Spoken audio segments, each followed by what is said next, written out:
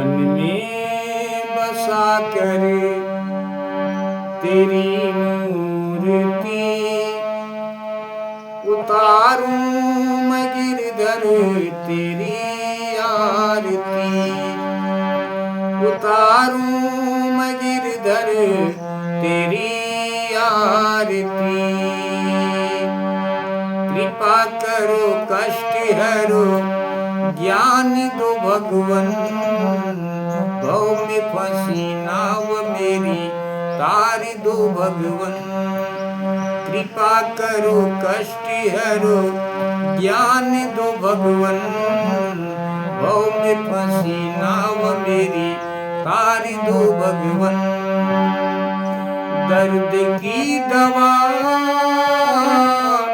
तुम्हारे पास है, जिंदगी दया की है भीख मांगती।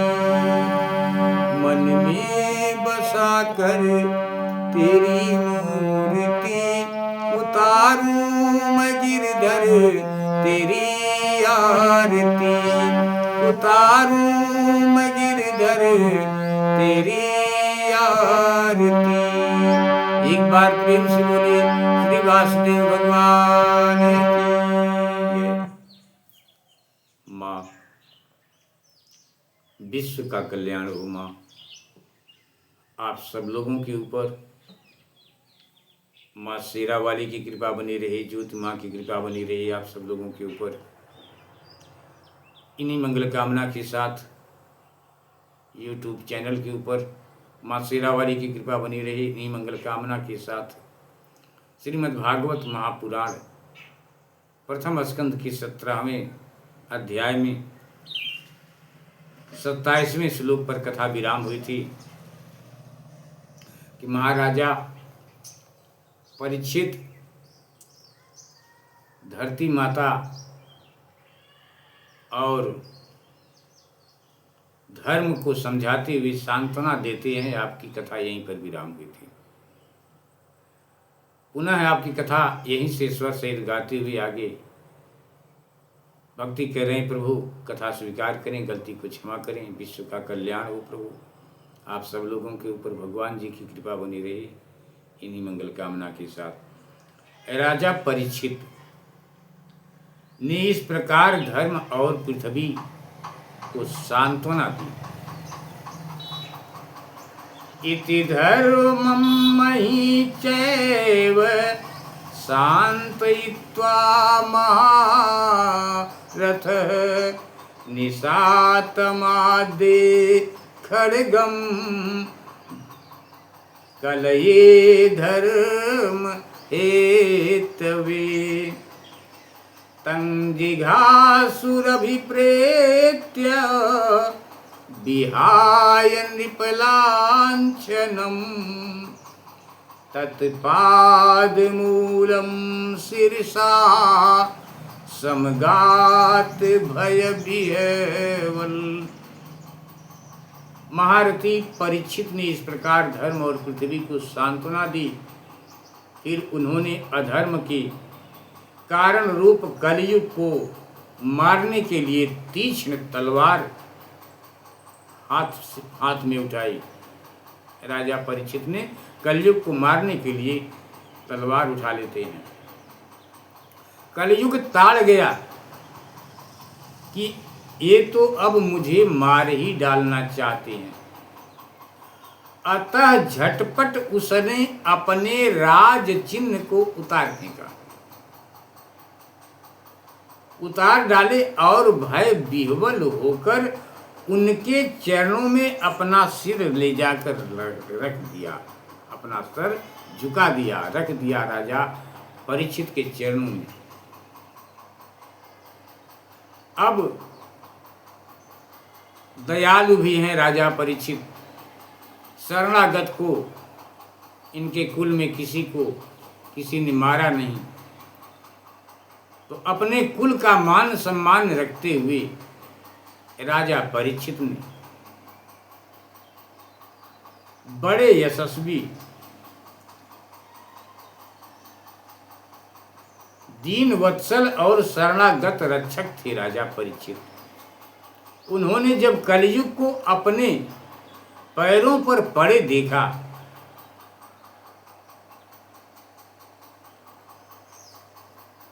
अपने पैरों पर पड़े देखा तो कृपा करके उसको, कलयुग को मारा नहीं, अपितु हंसते हुए से उससे कहा। राजा परीक्षित हंसते हुए कलयुग से कहते हैं, परीक्षित बोले, पतितम पादयोर बीच कृपया दीन वत्सल शरण्यो नावधि लोक्य आह चेदम हसन्वी राजौवाच। राजा कहते हैं, न ते गुणा केश शोधराणाम बधान चलैर्वै भय मस्त किंचित न वर्तितव्यम भवता कथंचन क्षेत्रे मदीये त्वधर्म बंधु। राजा परीक्षित कहते हैं कि जब तू हाथ जोड़कर मेरी शरण में आ गया है, जब तू हाथ जोड़कर शरण आ गया, तब अर्जुन के यशस्वी वंश में उत्पन्न हुए किसी भी वीर से तुझे कोई भय नहीं है, परंतु तू अधर्म का सहायक है, तू अधर्म का सहायक है, इसलिए तुझे मेरे राज्य में बिल्कुल नहीं रहना चाहिए। राजा कलयुग को डांटते हुए कहते हैं कि तुमको मेरे राज्य में एकदम नहीं रहना है। तेरे राजाओं के शरीर में रहने से ही, तू जिन जिन राजाओं के शरीर में रहेगा, तेरे राजाओं के शरीर में रहने से ही लोभ, झूठ, चोरी, दुष्टता, स्वधर्म त्याग, दरिद्रता, कपट, कलह, दंभ और दूसरे पापों की बढ़ती हो रही है। अतः अधर्म के साथी इस ब्रह्मावर्त में तू एक क्षण के लिए भी न ठहरना। राजा चेतावनी देते हुए कहते हैं कि एक क्षण के लिए भी न ठहरना, क्योंकि यह धर्म और सत्य का निवास स्थान है। इस क्षेत्र में यज्ञ विधि के जानने वाले महात्मा यज्ञों के द्वारा यज्ञ पुरुष भगवान की आराधना करते हैं।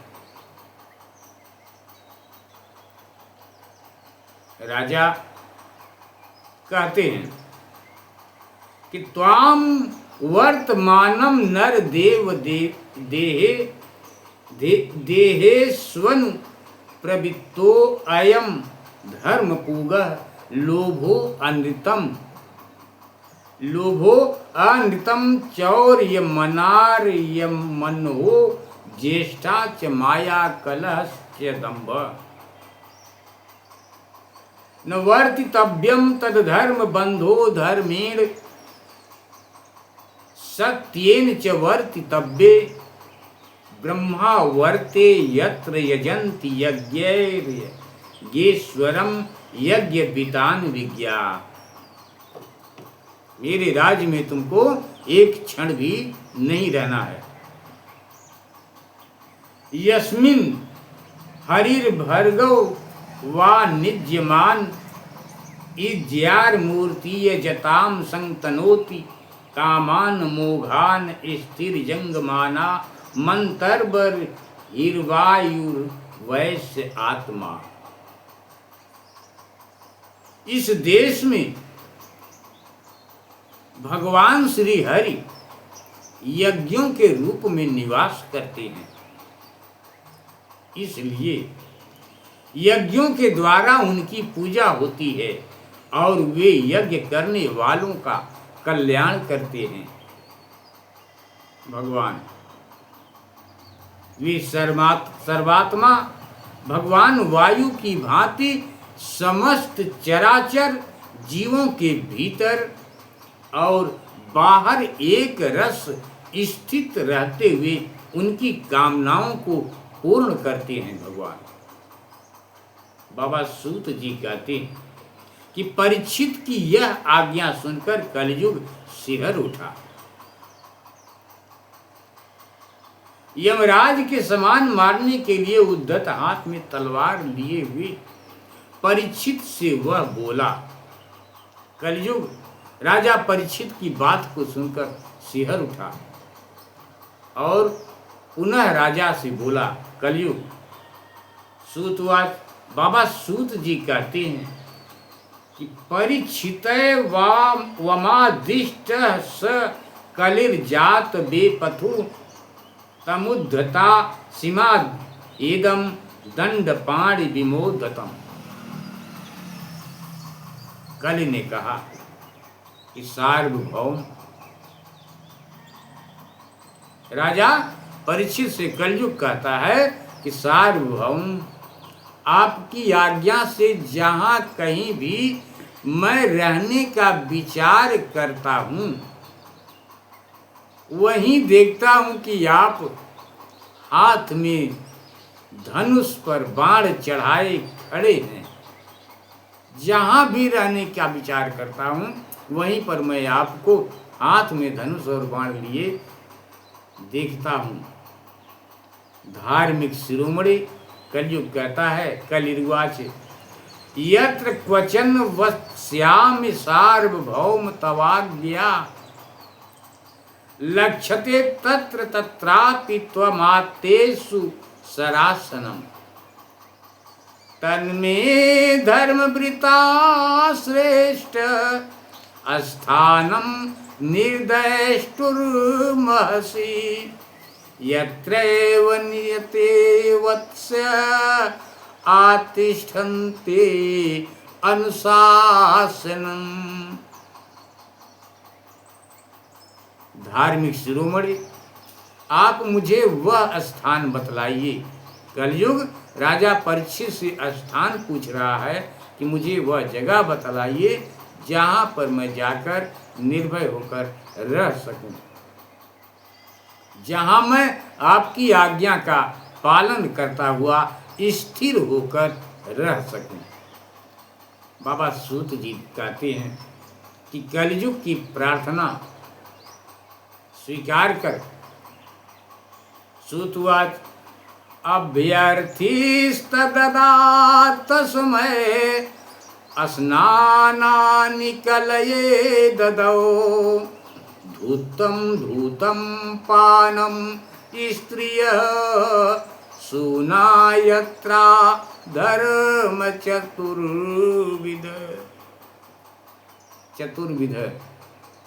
राजा कलयुग की बात को सुनकर कलयुग को रहने का स्थान बतलाते हैं। कलयुग की प्रार्थना स्वीकार करके राजा परीक्षित ने उसे 4 स्थान दिए। धूतः मद्यपान, स्त्री संग और हिंसा, ये 4 स्थान बताए रहने के लिए कलयुग को राजा परीक्षित ने। इन स्थानों में क्रमशः असत्य, मद, आसक्ति और निर्दयता, ये 4 प्रकार के अधर्म निवास करते हैं। तुम वहीं पर रहो। पुनस्य याचमानाय जात रूपम दात प्रभु। कलयुग राजा परीक्षित की बात को, उन 4 स्थानों को सुनकर हाथ जोड़कर राजा से कहता है कि महाराज, यह मुझे रहने के लिए पर्याप्त स्थान नहीं है, अर्थात कम है।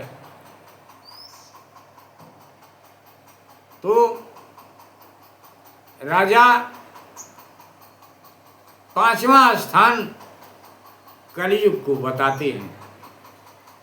पुनस्य याचमानाय जात रूपम दात प्रभु ततो अनितम मदम कामम रजु वैरम च पंचमम अमूनि पंच स्थानानि हा धर्म प्रभव कलि अवतरेण दत्तानि न्यवसत तन्निदेश कृत। परीक्षित के दिए हुए इन्हीं 5 स्थानों में अधर्म का मूल निवास, मूल कारण कल उनकी आज्ञाओं का पालन करता हुआ इन 5 स्थानों पर निवास करने लगा। इसलिए आत्म कल्याणकारी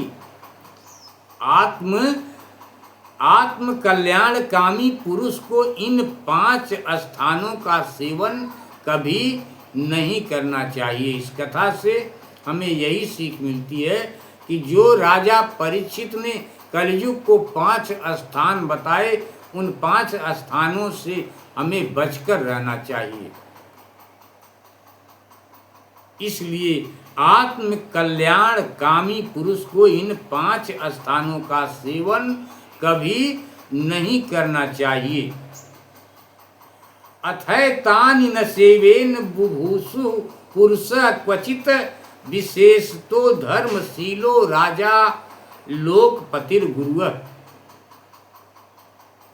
धार्मिक राजा, प्रजा वर्ग के लौकिक नेता और धर्मोदेष्टा गुरुओं को तो बड़ी सावधानी से इनका त्याग कर देना चाहिए। आपकी कथा आगे विराम करते हैं। प्रभु गलती को क्षमा करें, विश्व का कल्याण हो। प्रभु आप सब लोगों के ऊपर माँ भवानी की कृपा बनी रहे, माँ शेरा वाली की कृपा आप सब लोगों के ऊपर बनी रहे, यूट्यूब चैनल के ऊपर बनी रहे। इन्हीं मंगल कामना के साथ राजा परीक्षित ने इसके बाद कलयुग को रहने का स्थान बताने के बाद राजा परीक्षित ने वृषस्य नष्टांग स्त्रीन पादान तपः शौचम दयामिति प्रतिसंधद आश्वास्य मही च समवर्धयत। राजा परीक्षित ने इसके बाद वृषभ रूप धर्म के तीनों चरण तपस्या, शौच और दया, एक पैर तो पहले से था सत्य, 3 पैर जो नहीं थे उसे राजा परीक्षित ने उस वृषभ यानी धर्म रूपी बैल के 3 चरण जोड़ देते हैं, जिससे धर्म को इस वक्त 4 पैर हो गए। यानी चारों पैर अब धर्म के पास हो गए। तीनों चरण तपस्या, शौच और दया राजा ने जोड़ दिए और आश्वासन देकर पृथ्वी माता का संवर्धन किया। वे ही महाराजा परीक्षित इस समय अपने राज सिंहासन पर, जिसे उनके पिता महाराज युधिष्ठिर ने वन में जाते समय उन्हें दिया था, उस पर आज राजा परीक्षित विराजमान हैं। स ऐस ऐतरहाध्यास्त आसनम पार्थिवोचितम पितामहेनोपश्यन्तम राज्ञारण्यम विविक्षिता। राजा विराजमान हैं। वे परम यशस्वी सौभाग्य भाजन चक्रवर्ती सम्राट राजर्षि परीक्षित इस समय हस्तिनापुर में कौरव कुल की राज्य लक्ष्मी से शोभायमान हैं। यहीं पर आपकी कथा विराम करते हैं। प्रभु गलती को क्षमा करें, विश्व का कल्याण हो। आप सब लोगों के ऊपर भगवत कृपा बनी रहे, इन्हीं मंगल कामना के साथ मन में बसा कर तेरी मूर्ति उतारूं मैं गिरधर तेरी आरती, उतारूं मैं गिरधर तेरी आरती। गलती को क्षमा क्षमा करें आप लोग।